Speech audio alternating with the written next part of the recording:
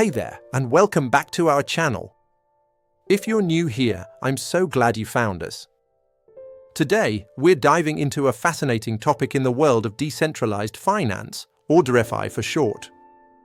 We'll be exploring something that every DeFi investor should know about: impermanent loss.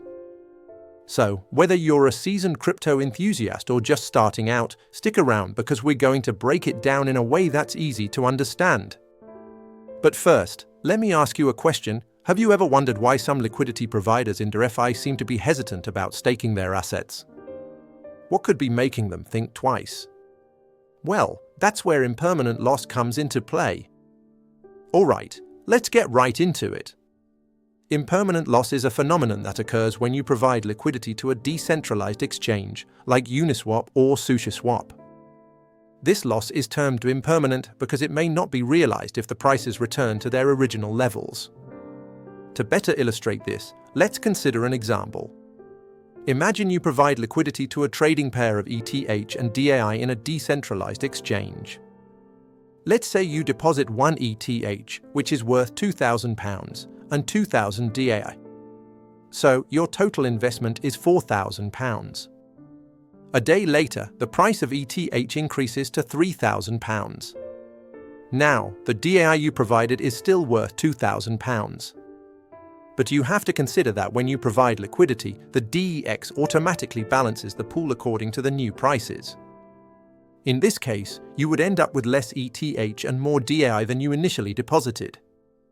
Let's say that after the price change, when you withdraw your liquidity, you now have approximately 0.8 ETH and 2,400 DAI.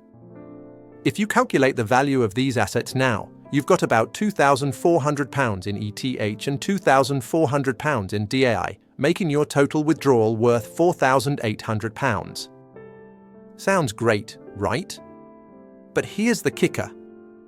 Had you just held onto your original 1 ETH and 2,000 DAI, your total value would be £5,000 because your 1 ETH is now worth £3,000. So, in this scenario, you've experienced an impermanent loss of £200. This is the risk liquidity providers face.